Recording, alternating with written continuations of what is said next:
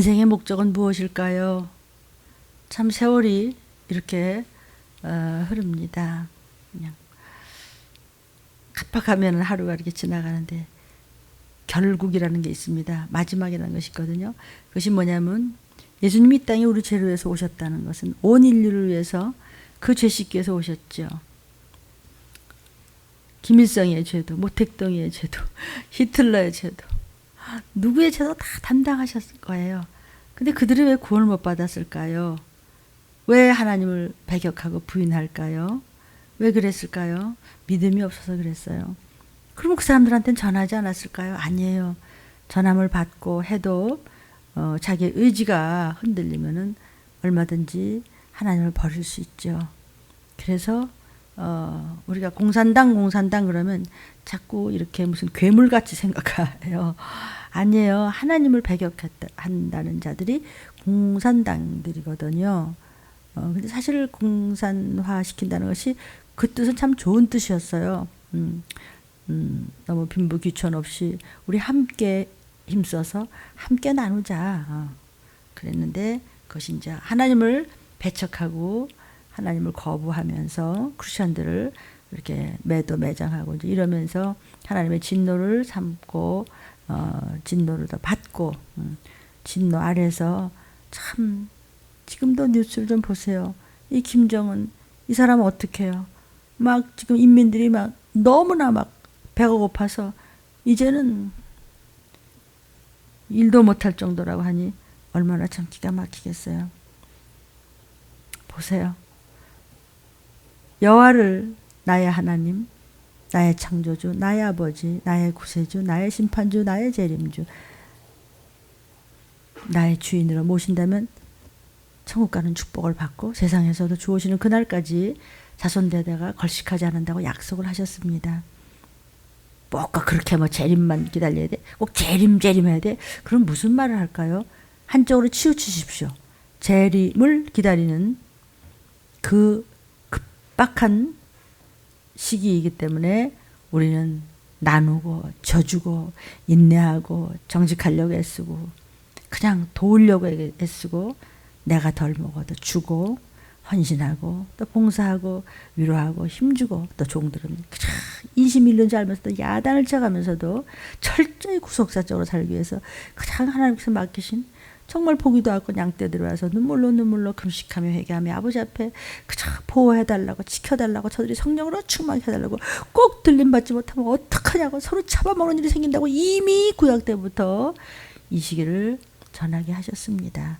많은 종들이 참으로 배고프고 힘든 종들이 많은 가운데서도 그저 이 때를 전하는 종들을 많이 봅니다. 지금은 이렇게 전하는 종들이나 말씀이 어쩌면 우습고 비현실적인 것 같습니까? 아닙니다.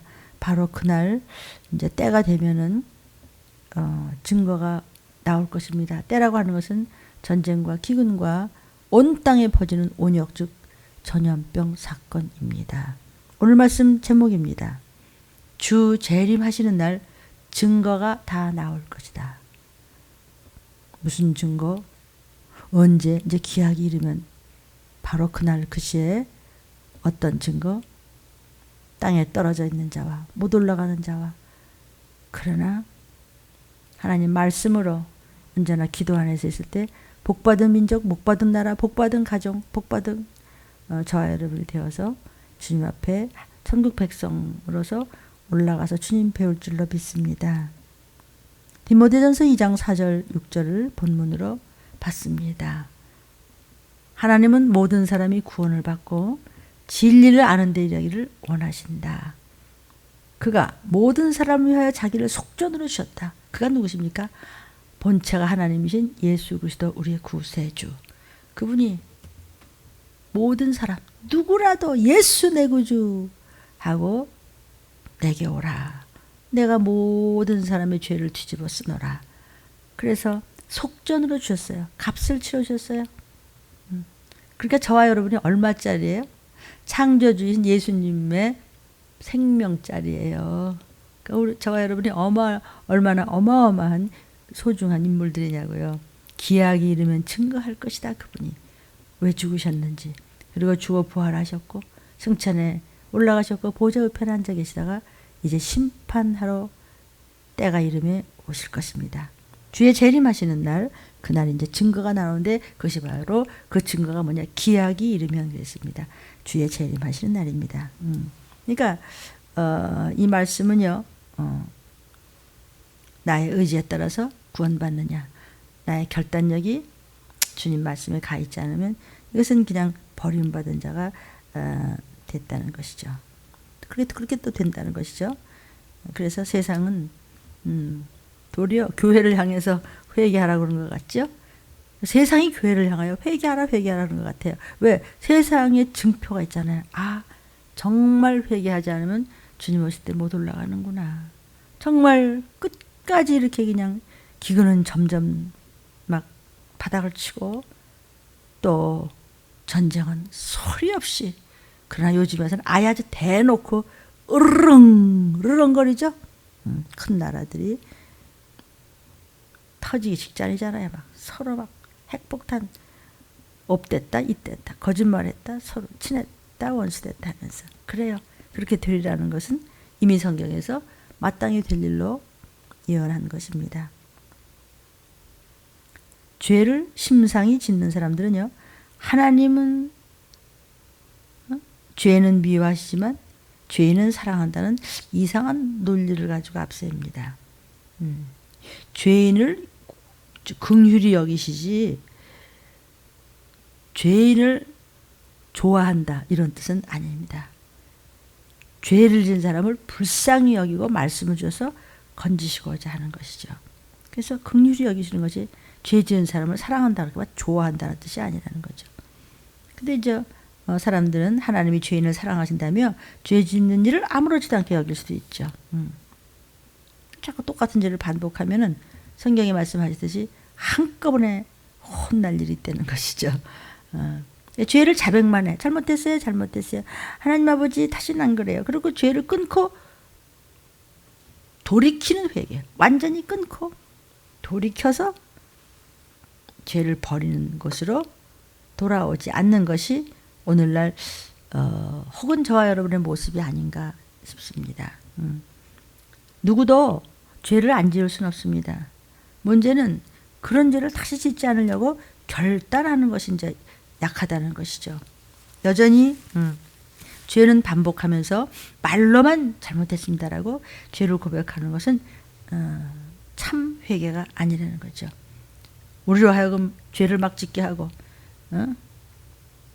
우리로 하여금 그냥 내 멋대로 그냥 내 생각대로 그냥 함부로 한다는 것, 그것이 근본원이 어디에 있는지, 혹시 내 자신에게 있는 건 아니지. 그래요. 내 자신에게 있어요.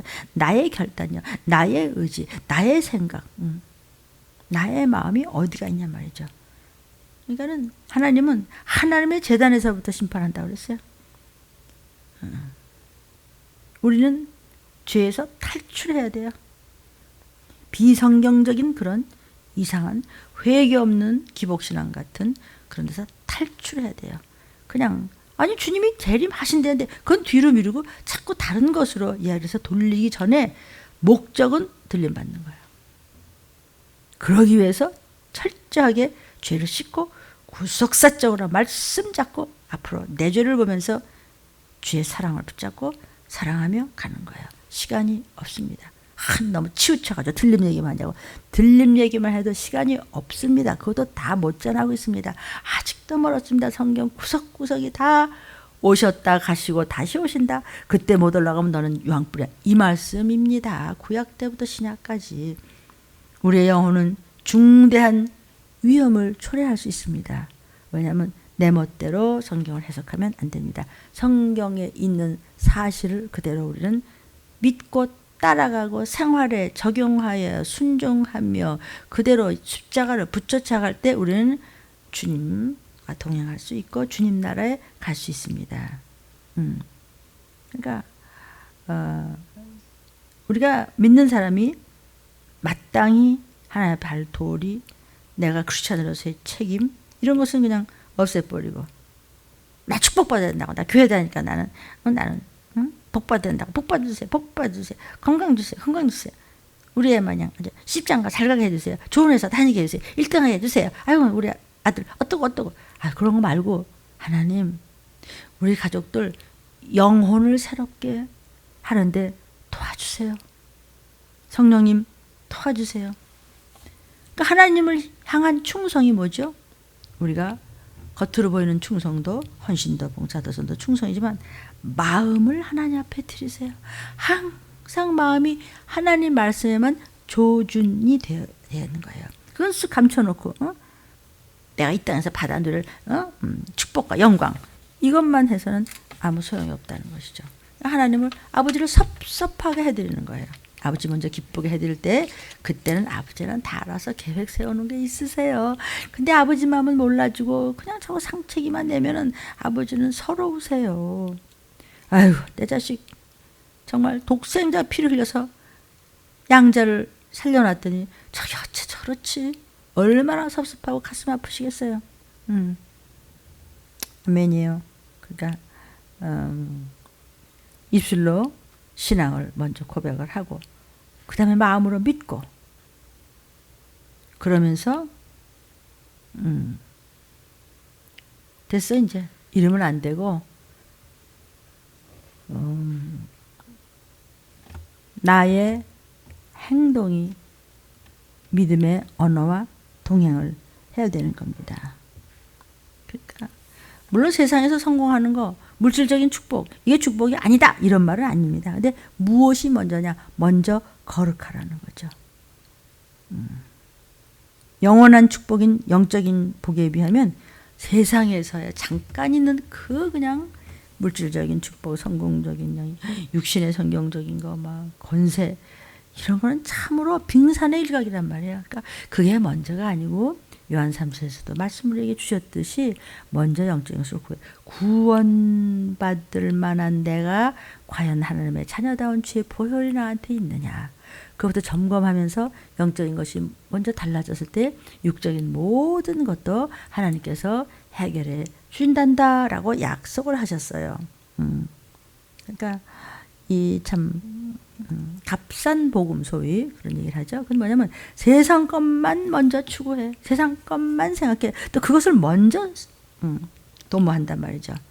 그리고 영적인 복이라는 것은 영원한 복이거든요. 잠깐 눈앞에 있는 것 때문에 잠시 눈앞에 보이는 그것 때문에 그 자랑 때문에 또는 그것에 대한 만족 때문에 영원한 나라를 그냥 버리는 사람은 에서와 같은 사람이에요. 지못대라는 거예요. 현세적인 축복을 강조한다든지 현세적인 축복만 뭐 얘기한다든지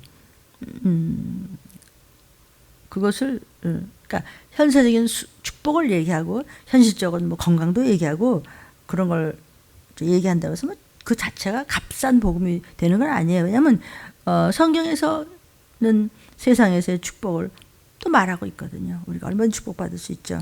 그러나 영적인 가치와 영적인 축복이 얼마나 더 큰가를 강조하지 않은 채 현실적인 물질적 축복만 얘기할 때 이제 이것이 값싼 복음이 되는 것이죠.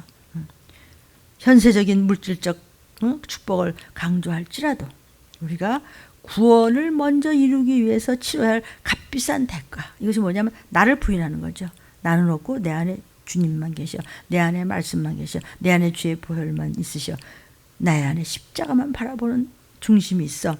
이것을 먼저 강조한다면 이것은 값싼 복음이 아니야. 이거는 참된 복음이죠. 구약시대에 수많은 백성들이 여호와 하나님을 알고 율법에 능통하였지만은 구원을 받지 못한 것도 값싼 복음이죠. 그 때문이에요. 하나님 앞에서 왜 부르심을 받았는가. 부르심을 받은 백성 유대인들이요. 지금도 말이죠. 이상한 메시아 믿고서 구세주를 모르니 그러니까 얼마나 안타까워요. 그러니까 값싼 복음의 이것이 얼마나 무서운 결과를 가져오느냐를 이야기하는 거죠. 그게 뭐죠? 우리는 선택받은 민족이라고 너희들은 개들이고 그랬죠. 성경에서 저것들은 개들이야. 사마리아 사람들은 개야. 우리는 아이고 선택받았어. 선택받았다가 우쭐대는 것이 그게 값싼 믿음이에요. 진짜 메시아가 오셨다가요. 끔찍하게 고생하고 가셨어요. 나 때문에.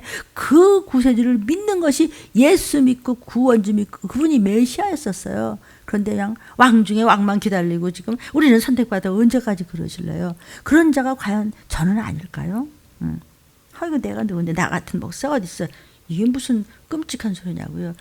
이러면 안 되겠다는 거죠. 근데 그럴까 봐서 이런 얘기를 그냥 해버리는 겁니다. 왜냐하면 그렇게 만들려고 하는 귀신이 아이코 문 목사가 또 저를 한 대 그냥 맴매해버리네. 회차로 자기를 그냥 한 대 치네. 아이코 도망가는 거야. 나 들켰다 하고. 귀신아 너 들켰어. 내가 네 뒤를 깬다고 캐고 있어. 어디를 교만을 떨어. 그러니까 우리는 참말로 회개하지 않으면 안 됩니다. 순간순간 말이죠. 내 욕심대로 내 자아를 버리지 않고 내가 죽지 않은데 어떻게 십자가를 져요. 아이고 우리 남편이 십자가야. 아이고 우리 자식 십자가. 네가 십자가다. 네 죄가 십자가고. 네 거짓말과 네 핑계댄가. 너의 교만한가. 너의 하나님에 대한 무지함과 네가 순종치 않은가. 그게 십자가요. 그거를 짊어져. 그리고 골고다까지 올라가. 거기서 피 흘린 주님 앞에 같이 죽고 같이 부활해. 그럼 너는 아버지 앞에 올라가는 거야. 아빠 아버지 아바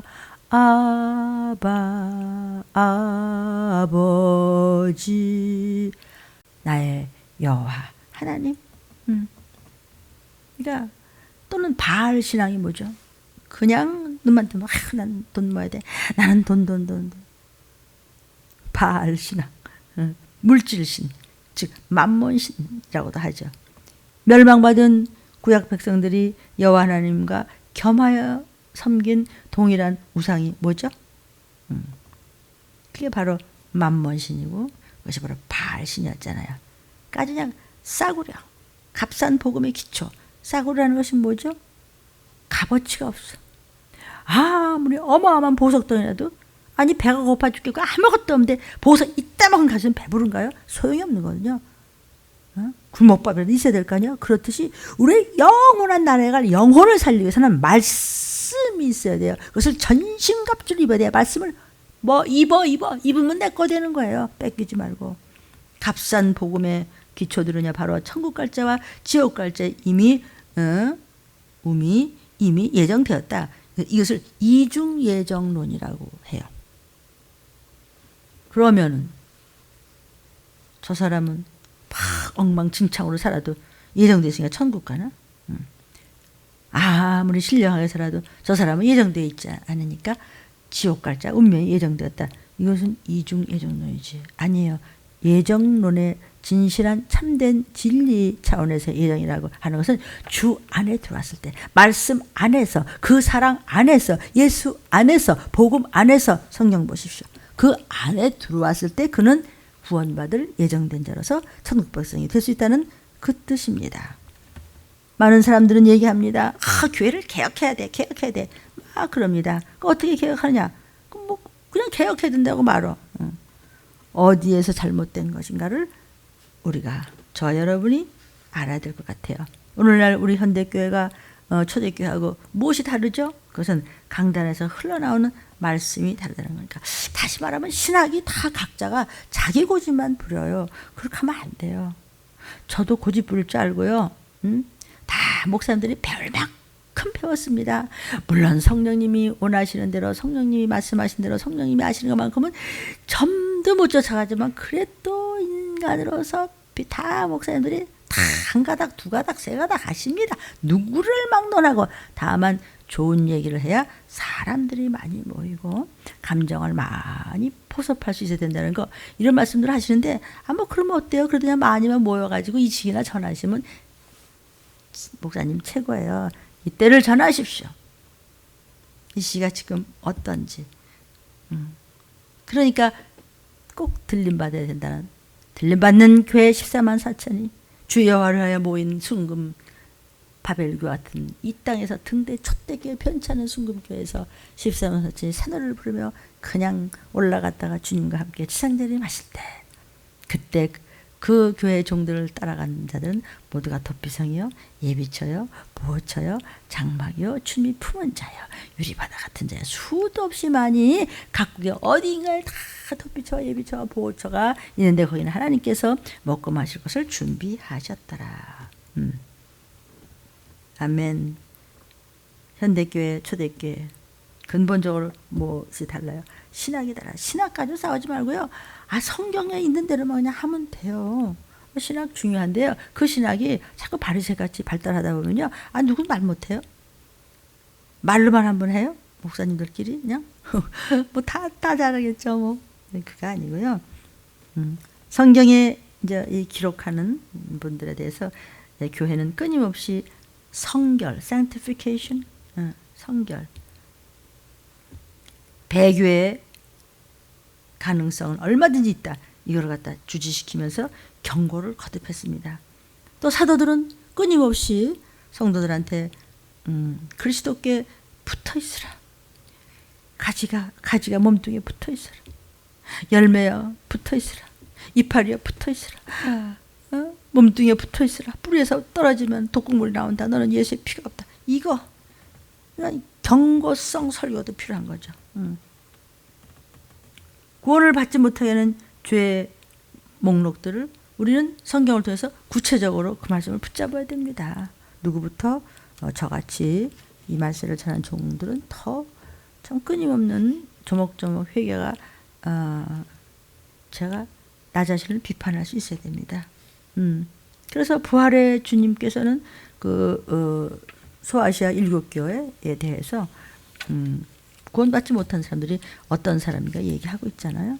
그래서 사도 요한한테 말씀하셨어요. 부활해서 밤모섬에서 계시록 21장 8절에 보니까 두려워하는 자들과 믿지 아니하는 자들과 흉악한 자들과 살인자들과 행음자들과 술객들과 우상숭배자들과 모든 거짓말하는 자들, 아주 거짓말을 입에 붙어서 핑계대는 자들, 함부로 따지는 자들과 그런 자들을, 여기 여러 사람들이 있죠. 수도 없이 설교를 들었죠. 그죠? 여러분은 하면 다 아세요. 영적인 이야기를 하는 것이고 종말론적입니다. 모든 성경 66권은. 그래서 거짓말하지 마. 누가? 목사 너부터. 괜찮다고 뭐가 괜찮아? 아니죠. 전염병 지나가면요. 우리는요. 더 언제 전염병 지나간대요? 그거 자꾸 그런 전염병 얘기를 해가지고 뭐 무서운 데를 몰아갑니까? 아니 성경을 안 무섭습니까? 아이고 뭐 요한계시록은 다 위로하는 것이고 그게 위로예요. 겁주는 게 위로 아닙니까? 겁이 뭔데? 거룩한 경고입니다. 아가야 그렇게 하면 큰일 난다. 이리가 와서 그냥 엉 하고 잡아먹는단다. 그렇게 가면 안 돼. 엄마가 올 때까지 절대로 문 열어주거나 그러면 안 된다. 이게 겁주는 겁니까? 응? 아빠가 올 때까지 단돌이 잘해야 돼. 숙제 이렇게 해야 돼. 너 아무나 문 열어주면 큰일 난다. 아가야 나 학교 갔다 올 때 사람들이 너 뭐 깎아사준다 그러고 너한테 말 시키면은 얼른 선생님한테 가든지 엄마한테 전화 오든지 도망가든지 이렇게 된다. 경찰서로 뛰어가라. 이렇게 하는 엄마들이 있다는 것이죠. 초등학교 애들 갔다 오는데 그게 뭐야?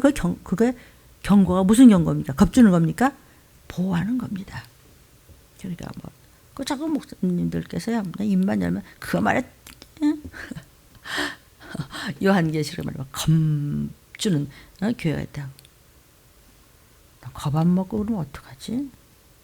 거룩한 두려움을 갖는 것을 경외한다고 그래요. 쉽게. 그래서 유황으로 타는 불에 거기 틀어박힌대요. 누가? 종도 성도들도 누구나 거짓말하는 자. 핑계대고 대들고 함부로 말하고 무슨 아주 도전적으로만 네가 이겨? 내가 이겨? 해볼 테야? 이 사람들은 입에 거짓말을 붙였어. 그게 아닌데요? 뭐 이러면서 뭐가 아니야? 네가 원흉이야. 내가 원흉이라고. 야, 문 목사야 너 정신 차려. 언제 괜찮다 그랬어? 목사야. 예 하나님 제가 또 잘못했나 보죠. 더 정신 차려서 느헤미야를 다시 한번 보겠습니다. 다니엘을 다시 한번 상고하겠습니다. 응? 다시 한번 요한의 이야기를 다시 한번 묵상하겠습니다. 아모스를 다시 한번 소리내어 읽으면서 내가 애통을 해보겠습니다. 그러면서 하나님의 옷자락을 붙잡고 보낸 사자인 천사를 붙잡고 씨름하였더라. 아멘. 그러면 야곱의 그 자리는 기름 부음 받은 자리가 되는 것입니다. 안 그래? 유황불 타는 못에 들어갈래? 그것을 다시는 삶으로 나오지 못하는 둘째 사망 즉 지옥입니다. 성도요. 이렇게 초대교회 사도들은 하나님의 말씀대로 살지 않으면 구원에서 탈락돼서 지옥 가게 된다는 것을 분명히 알려주고 있습니다. 그러나 지금 우리 현대교회에서 안전하다고 자꾸 가르칩니다. 그냥 그렇게 전염병도 시간 지나면 되고, 지금 굉장히 뭐 발견해가지고, 뭘 발견했어요? 하나 발견하니까 그냥 10개가 쏟아지고 밤낮 뒷북치다가 계속 확진자 나오고 죽어가고 있잖아요. 아니 3분의 1이 그냥 안 죽이려고 해도 자꾸 숫자가 그렇게 느네. 어떻게 나라가 50도가 되고 그 튼튼하게 졌던 것이 이런 핑계 저런 핑계 되고 저렇게 그냥 상장각같이 무너지고 그냥 땅도 바다도 지금 어떻게 되고 있습니까? 사랑하는 여러분. 이럴 때 위로하는 것이 보약입니까? 정신 차려서 때 닦고 구원받을 생각하고 내 거 나누면서 전도해 알려 지금 이 재앙을. 그래서 하나님은 그렇게 부르짖어라. 나팔 불어라. 소리를 쳐라. 이제 후삼년반 시작됐다면 적그리스도 아차 나오면 표 받는 겁니다. 이마나 오른손에 표 받는다고 하나님이 말씀하신 것입니다. 이것을 알려주는 것이 저희들 아닙니까? 그냥 안전해. 구원 받았어요. 예수님 채찍에 맞서 돌아가시니까 내 죄 때문에. 그래서 거룩하라. 그런 사람들과 너는 입 맞추지 마. 그거 가지고는 올라갈 어림도 없다 그래. 너는 특별하게 구별돼야지 거룩입니다. 그래서 히브리서 12장 14절에 모든 사람으로 더불어 화평함과 거룩함을 쫓아가라. 그렇대요. 이랬대요. 귀 좀 얇게 하지 마. 남의 소리 좀 듣지 마. 입 좀 조심해. 좀 마음을 듬직하게 속을 깊게 생각하면서 모든 사람으로 더불어 실적세축 시기 질투 미움 함부로 말하지 말라라. 햇바닥을 그냥. 그러니까 지옥 가서 보니까 혀를 꺼내고 그러는데 끝 없이 나오더래. 혀가 지글지글 타면서. 그 다음에 다시 또 들어가. 그러니 그 고통이 오죽해서 또 해. 네가 혀로 함부로 했지. 혀로 네가 그렇게 이상야릇하게 그랬지. 함부로 했지. 화평함은커녕 네가 다 문제를 일으켰지. 너는 거룩하지 않았어. 너는 악했어. 화평함과 샬롬, 거룩함. 거룩해서 구별되라. 똑같이 예수 믿는다고 다가 아니야. 이런 것이 없으면 예수님을 만나지 못한다. 히브리서 12장 14절이었습니다. 구원과 거룩한 삶과 상관이 없다면 우리는 좁은 문으로 들어가라. 말씀을 붙잡는 주님의 말씀을 함부로 하는 거나 마찬가지입니다. 그런데 예수님은 좁은 문으로 들어와. 넓은 길은 왔다 갔다 하는 자가 많지만 그것은 그냥 지옥까지 떨어져 가는 길이고, 좁은 문으로 들어가서 성령과 동행하면서 말씀 안에서 영과 혼과 영을 바르게 할 때 그 끝은 뭐냐? 영생, 영원한 생명이다. 천사들이 춤을 추며 풍악을 울리면서 누구 오셨다 이렇게 되는 거란 말이죠. 오늘날 좁은 문으로 들어가기를 힘쓰라고 권면하지도 않고, 그런 얘기는 이제 아주 설교에서 좁은 문이라는 단어도 뭐 빠진다고 그래요. 자꾸만 괜찮아요. 넓은 길로, 편한 길로, 화려한 길로, 도닥거리는 길로, 뭐 그럴 수도 뭐 있잖아요. 비 엄청 맞춘다면은 십자가 원하는 길은 아닙니다. 오직 십자가가 말하는 길만이 우리가 구원 얻을 수 있는 길이고, 하나님이 우리를 위해서 죽어주신 능력이니 예수의 죽으심과 부활입니다. 고린도전서 1장 18절에 십자가의 도가 멸망하는 자들에게는 뭐야? 십자가에서 죽었다고? 왜 죽어? 아니 창조주에서 죽냐? 구원주가 왜 죽어? 폼 탁 잡고 내가 왕 중에 왕이다 나를 따르라 그러면 되는데 비참처참하게 그냥 뻘개에서 개망신을 당하면서 내가 당할 개망신을 대신 당하시고 죽였어. 그러나 구원을 얻고 십자가를 바라보며 눈물을 흘리며 주님 앞에 갈 것을 사모하며 충성하고 정직하고 신실한 자, 구원 얻는 저 여러분에게는 그것이 바로 하나님의 능력이니 나 같은 죄인 끌어올리시는 하나님의 능력입니다. 나는 나 자신을 구원할 수 없습니다. 세상에 어떤 것도 구원할 수 없습니다. 그렇다면 진정 우리는 십자가를 사랑하는 것입니다. 십자가가 하나님의 능력이라는데 십자가를 진정 사랑하는 사람은 어떤 사람일까요? 요즘에는 십자가 슬슬 내려온다고 합니다. 교회의 개혁은 무엇부터 이루어져야 될까요? 구원론이 바뀌어야 된다고 생각해요. 설교가 초대교회처럼 죄 먼저 회개하고 거룩한 삶을 살라고 그냥 뭐 무슨 짓을 당하든지 간에 나팔을 불어 제껴 목소리를 높여 부르짖어 목에 피가 나도록 종들아 이러는 거야. 그러기 전에는 마지막 때에 희망이 없다는 거예요. 좁은 문으로 들어갈 힘써라. 아직 이런 걸 야, 유치하게 그딴 말 누가 모르냐? 이럽니다. 들어가기를 힘써도 들어가지 못하는 자가 많어. 이 소리예요. 좁은 문으로 들어가기를 힘쓰라는 말은 힘써도 들어가지 못하는 자가 많단다. 그러니까 들어가려고 힘써. 이 얘기예요. 아멘. 많은 사람들이 하나님의 몫으로 죄를 돌리려고 해요. 하나님 우리 이럴 수가 있어요? 하나님 이럴 수가 있어요? 아니 지가 죄를 져놓고 왜 하나님 앞에 함부로 하냐? 하나님은 언젠간 보응하십니다. 이게 뭐 건방을 떨더니 왜 나를 낳으셨나요? 이러고 있어. 낳아준 것만 해도 감사한데 왜 나를 낳아갖고 왜 이 모양이냐고. 이 모양? 밥술이나 먹여줬더니 이게 이러면 어떻게 되세요? 쫓겨나는 거지.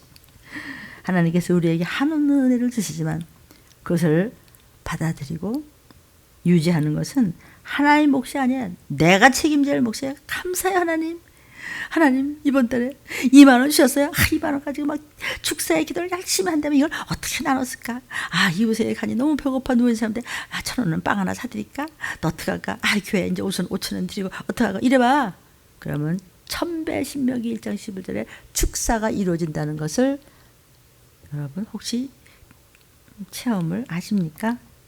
요한복음 15장 10절에 내가 아버지의 계명을 지켜 그의 사랑 안에 거하는 것 같이 너희도 내 계명을 지키면 내 사랑 안에 거하리라. 예수님의 말씀. 주님의 말씀을 지킴으로 해서 주님 안에 거할 때 주님 삶에서 우리를 아무도 함부로 빼앗아 나를 죽일 수 없어요. 그러나 내가 주님을 따라가는데 중간에 이 선악과 봤다가 저 선악과 봤다가 주님을 따르는 대열에서 잠깐 떨어져 나가서 여기서 눈 꾹뻑하고 저기서 뱀하고 입 맞추고 우리는 지킴을 받을 수가 없어요. 누가 날 지켜 그 모양인데. 그래서 내 스스로 그리스도가 보호해 주심과 보살핌에서 내가 벗어난 거지. 언제 주님이 날 버린 적이 있어요. 내가 벗어난 결과는 참담한 비극으로 끝나니 나팔 소리 날 때 못 듣고 이 땅에 남는 것입니다. 바코드. 요한계시록 13장 14장 사도 요한이 보고 들은 것. 끔찍하더라. 표를 받고 10원 한 장 없이 먹고 마시는 것 때문에 표 받고 굽시는 그러나 그것도 못 먹고 50도 문제가 아니고 지금 우리 25도만 돼도 그냥 교회에서 그냥 에어컨 틀고 그냥 참지 못하는데 50도? 80도? 100도? 지옥은 어떨까? 뭐 3000도? 10,000도? 이렇게 되지 않을까? 우리는 참 가면 안 되지. 가면 알겠지. 여러분, 예수님께서는요, 예수 내 구주하고 성전 안에서 믿음을 지키는 저와 여러분을 위해서 믿음 미혹되지 않도록, 믿음 연약해지지 않도록, 믿음 잃을까 봐서 여호와 하나님 앞에서 기도해 주시고 계십니다. 예수님은 성도들의 믿음 생활을 인도하시고 보호해 주시기 위해서 보혜사 성령님을 우리한테 보내줘서 성령님이 우리 심령원에 좌정하고 계세요. 그래서 내가 너와 함께 할게. 주님 오신 날까지 내가 너의 모든 영혼육의 인생의 완전한 내비게이션이 되어줄게. 그런데 뭘요? 내가 잘하는데 내가 알아서 하는데 이렇게 그렇게 참견이 많아요. 나는 끝까지 내 식대로 할 거라고요. 그 네 식이냐? 귀신식이지. 하나님이 종을 통해서 얘기해 주는 거 아니면 귀신이니까. 만약에 그냥 하나님의 종이 말이죠. 했고자 하는 말만 했다고 그래봐요. 아주 영혼에게 망가지는 말만 했다고 그래. 그거는 귀신 들린 목사죠. 그런데 아이고 이놈아 그러면 안 된단다. 너 네 가방 꼬라지가 이게 뭐냐. 네 방은 왜 이러냐. 너는 손 떴고 이러냐. 넌 머리가 왜 이러냐. 너 성도 앞에 가져가봐 이마. 지겨워. 지옥불에 갈래? 우리 엄마 아닌가 봐. 날 왜 야단쳐. 네 애미니까 야단치지. 이 깡통아. 응? 깡통 알아요? 깡통? 소리는 나는데 속은 없는 거. 혹시 저는 아닌지 다 말씀을 전하면서 애통하는 심령이 있습니다. 성령님이 믿는 자 안에 거하시는 것은 믿음이라는 조건이 있어야 되는데 근데 안 믿어. 지멋대로요. 그러면 성령님도 일 안 하세요. 아예 나중에는 손 떼버리세요. 성령님만이 나의 믿음을 지켜주시는 매개체예요. 매개체인데 어떻게 성령님이 함께 계세요? 믿음이라는 것이 매개체예요. 믿음이 있어야 성령님도 하나님과 사이에 또 매개체가 되시는 거예요. 그래서 사도 바울이 성령을 소멸치 마 그렇게 말씀하는 거예요. 어떤 사람들은 성령님의 인치심 때문에 나는 구원 놓치지 않아. 성령의 인치심이 뭐 하늘나라 상속받는데 뭐 담보물입니다. 담보물입니까? 아니에요. 그리스도 안에서 진리의 말씀, 나를 구원하는 복음을 듣고 그리스도를 믿음으로 해서 약속하신 성령의 인치심을 받으려면 내가 정직하고 진실하고요. 인내심이 있어야 되고요. 선해야 돼요. 왜냐하면 하나님이 선하시기 때문에 아버지가 선하기 때문에 나도 그 피를 받아 선해야 아버지 집에 갈 수 있고 아버지와 핏줄이 통하기 때문에 아버지와 대화가 되고 형통하게 되는 것이죠. 그래서 에베소서 1장 13절에 그 안에서 너희도 진리의 말씀 곧 너희의 구원의 복음을 듣고 그 구원 안에서 또 믿어라. 그래서 약속의 성령의 인치심을 받았다 그랬어요. 성령의 인치심을 받는 것을 잊지 마시기를 바랍니다. 사랑하는 여러분, 이 성령의 인치심이라는 것은요, 우리의 믿음에 근거를 하는 것입니다. 우리의 믿음이 사라지면은 하나님의 인치심도 없고 효력을 말살시킵니다. 하나님과 우리는요 구원을 놓고 계약을 맺었어요. 우리가 예수 믿으면 구원해주겠다. 천국을 주시겠다. 천국 백성 되겠다. 아버지가 되주신다. 너는 내 자녀다. 그래서 우리가 예수를 믿고 우리는 천국 가야 된다. 이런 계약 조건이 있어요. 그러니까 성령을 우리에게 보증으로 주신 것은 장차 천국을 유업으로 주시겠다는 하나님의 약속 이행의 증표가 바로 내 안에 계신 성령님 때문에 나는 약속받았어. 이러는 것입니다. 믿음을 계속 잘 유지하고 있는 한 우리는 성령의 담보물을 놓치지 않고 소멸시키지 않고 걱정시키지 않고 주님 오시는 날 그냥 천국을 그냥 유업으로 그냥 나는 갈 수 있습니다라고 아주 주장할 권리가 있어요. 왜? 나는 도장 받았어요. 나는 하나님과 약속한 도장이 유효가 있어요. 사인이 있습니다. 이게 그가 사인이 바로 성령님이십니다. 그러나 우리가 믿음을 저버려가지고 계약 조건을 이행하지 않는다. 그럼 자동적으로 하나님께서는 성령의 보증을 거두어가지고 이행을 안 했어요. 그럼 이 서류 찢어발겨요. 필요 없네. 이 사람 좀 가짜네. 이거 어디다 대고 이렇게 지멋대로 이거. 그럼 이거 사인을 그럼 그냥 가짜입니까? 그러면 그냥 법적으로 당연 당하셔. 이거예요. 믿음대로 절제하다 그러는 거예요.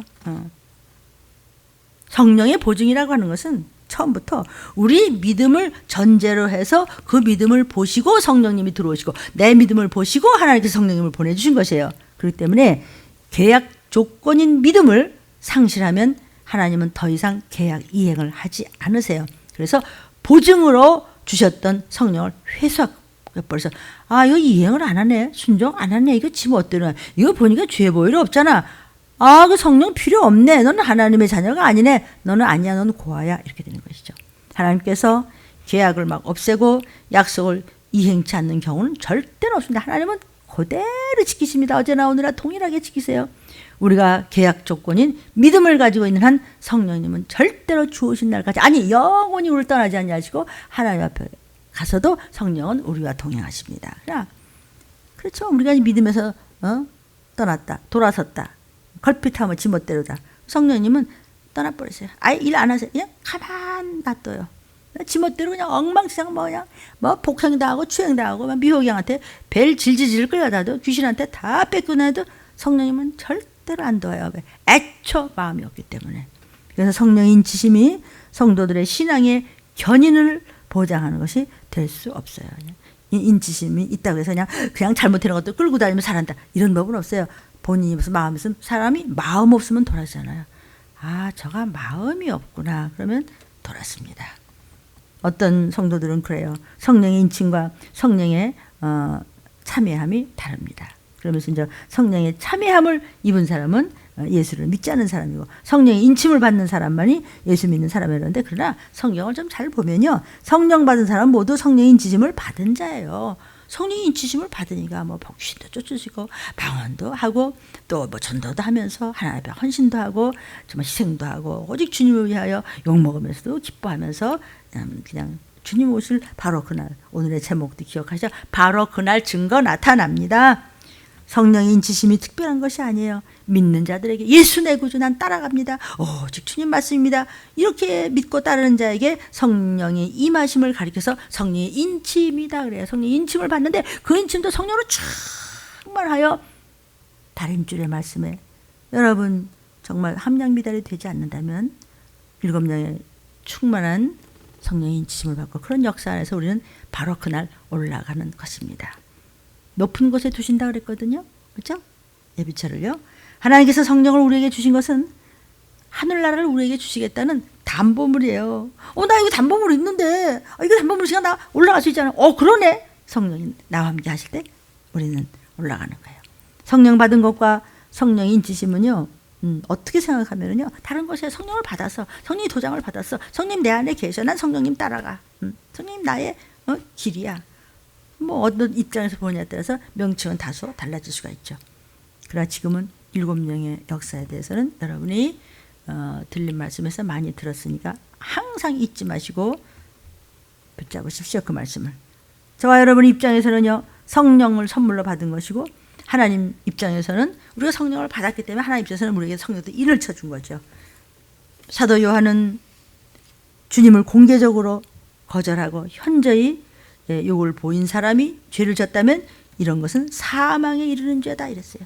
그래서 히브리를 쓴 그 기자도 그리스도와 성령의 은혜를 욕되게 하는 자들은 사망에 이르는 죄를 범한 자라서 그들을 구하려고 할 필요조차 없다는 거예요. 성령을 욕되게 하는 걸 그냥 내버려둬. 50년 믿었는데요, 80년 믿었는데 소용없어. 20년 믿었는데 글쎄 소용없어. 네 안에는 하나님의 영이 없어. 성령이 없다고요. 괜히 왔다 갔다 시끄럽기만 하지. 이 말씀을 하는 거예요. 그 안에서 너희도 진리의 말씀 곧 너희의 구원의 복음을 듣고 그 안에서 또한 믿어 약속의 성령의 인치심을 받았다. 믿고 예수 내구자면서 십자가를 붙여차가니까 하나님께서 그놈 참 하나님의 영이 임하시니 거룩한 영 성령의 도장을 팍 찍어줘서 너는 나의 아들이다, 내 자녀다. 끝까지 가봐. 근데 끝까지 가기는커녕 그냥 이리 속고 그냥 저리 끌려다니다 보면 혼 잔뜩 난 다음에 그래도 안 따라와. 똑같은 말을 자꾸 들어도 말 안 들어. 급작이 큰 일을 재앙을 만나리라고 그랬잖아요. 우리는요, 예수님이 씨 뿌리는 비유에서 한 가지 흘려보내서는 안 되는 중요한 영적 교훈이 있죠. 죄인의 마음속에서 악령들이 활동하고 있다는 거예요. 한 영혼을 구원하기 위해서 그 영혼 안에 있는 악령들을 먼저 결박해야 돼요. 나사렛 예수의 이름으로, 예수의 피 이름으로. 예수님은 사단을 먼저 결박해야 하나님의 나라가 임했다고 이미 말씀해 주셨잖아요. 우리도 마찬가지예요. 우리 안에 마음에 주인 자리에 도사리고 있는 마귀는 한 놈이고 그건 영적인 존재이기 때문에 사람 속에 들어오진 않지만 그냥 우리가 일반적으로 이 사탄아, 이 마귀야, 그냥 어둠의 권세야, 그래도 괜찮아요. 그러나 좀 더 상세하게 알면 쫓는데 조금 유리할 수 있겠죠. 쫓아내는 일, 대적하는 일은 내가 해야 되는 거예요. 하나님이 말씀 다 주셨잖아요. 그럼 하나님 도우세요. 하라는 대로 하면. 근데 하라는 대로 안 하고 왜 사단의 편을 들면 우리는 망하는 거죠. 그러니까 성령님께서 직접 하시는 일이 아니고 마귀를 쫓아내는 일은 내가 해야 되는 거예요. 성령님 쫓아주세요. 할 수 있어요. 내가 하다 부족한 부분 성령님이 그래 너 0.2% 모자라 내가 해주지 그런 거예요. 멋지잖아요. 성령님은 의지를 가진 자가 도움을 청할 때 그 일을 할 수 있는 힘을 제공하세요. 아무것도 없이 의지가 없이 다른 데 의지가 있다. 안 도와줘요. 마음의 보좌에서 마음을 쫓아내고자 하는 의지를 갖지 않는다면 성령님은 아무것도 나를 도와줄 수가 없어요. 도와주고 싶어도 내 의지가 딴 데가 있어. 지금 딴 마음이 있다고 다른 남자 쳐다보고 다른 여자 쳐다보고 다른 금 쳐다보고 돈 쳐다보고 명예 쳐다보고 뭐 쳐다보고 교회는 무슨 개떡같지 이러면 그래 그러면 찰떡 못 되는 거예요. 내가 참 좋은 씨를 부리고 참 감람나무를 심으는데 왜 돌감람나무가 나오냐? 왜 돌독이 나오냐? 이러시잖아요. 또 반대로 이제 내가 내 마음 중심에서 마귀를 그냥 사탄을 그냥 대적하고 내가 예수 이름으로 대적하고 그냥 말씀으로 대적하고 기도로 대적하고 찬양으로 대적하고 깨어있으면서 그냥 회개로 대적하고 그냥 헌신과 봉사와 천대로 대적하고 내가 하나님 앞에 충성을 다하는 것을 대적해서 그러면은 마귀를 출하기로 마귀를 쫓아내기로 대적해서 그냥 쫓아내기로 결정하는 순간 벌써 성령님이 도와주시면서 내 중심을 보시고 마귀를 쫓아내는데 같이 힘을 합쳐주는 거예요. 이것이 하나님의 은혜라고 하는 것이에요. 우리가 믿음을 갖기까지 성령님은 우리 안에서 도우세요. 마귀의 손에서 벗어나기에 힘없는 저에게 벗어날 수 있는 힘을 제공하세요. 이것이 성령의 은혜라고 해서 우리가 은혜 받은 뭐 성령님께 은혜 이러잖아요. 은사 받은 내게 은혜의 성령.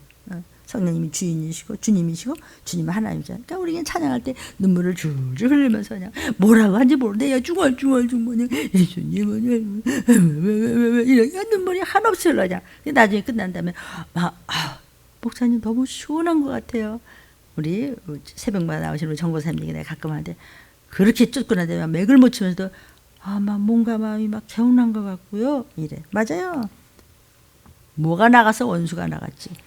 내가 평소에 기도하고 깨어있음으로써 잘 견디는 것을 보시고 주님이 종을 통해서 안수하신 결과라 천사들이 돕고 성령님이 도우고 주의 보혈이 도왔습니다. 그러나 성령님이 도우시는 역사가 있기 전에 사람의 선택이 먼저 있어야 돼요.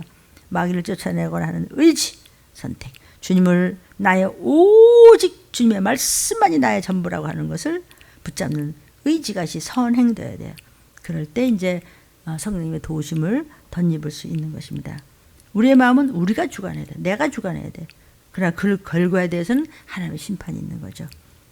그래서 지혜 있는 저와 여러분, 하늘나라의 지혜를 받은 저와 여러분은 무릇 지킬 만한 것보다 어떻게 하라고요? 잠언 4장 24절에 무엇이 제일 중요하냐면 무릇 지킬 만한 것보다 뭘 지켜? 뭘 지키냐고. 네 마음 지키라고. 생명을 받으려면 생명의 근원이 네 마음에서부터 나기 때문에 마음이 약하면 생각으로 약하고 생각이 약하면 눈빛이 약하고 언어가 약하고 탕을 짓고 뭔가 속을 새깁니다. 그러니까 네 마음부터 심보를 잘 가져. 우리 그렇게 어르신들한테 혼날 수도 있죠. 혼나죠. 가끔 어렸을 때 심보가 나빠. 그 사람은 이게 다 무서운 얘기죠. 우리는요, 우리의 마음을 마귀가 주관하거나 귀신이 속이거나 미혹의 영이 속이거나 악한 영들이 그냥 와서 쪼아먹지 못하도록 잘 지켜야 돼. 뭘? 내 마음부터. 그 대신 우리 주의 성령께서 주관하도록 성령께 내 마음을 다 열고 내 마음을 다 드리고 의지해야 되는 거죠. 그럼 매사에 성령님이 도와주시고 성령님 지켜주시고 성령님 위경에서 건지시며 성령님과 함께 동역할 수 있는 거예요. 근데 밤낮 원수 같아요? 그럼 완전히 그냥 적과의 동침이죠. 없는 거예요, 마음이요. 그럼 그냥 엄마한테 그냥 회차리를 또 들죠. 왜 때리냐고. 내가 낳았으니까 때린다니 바보야.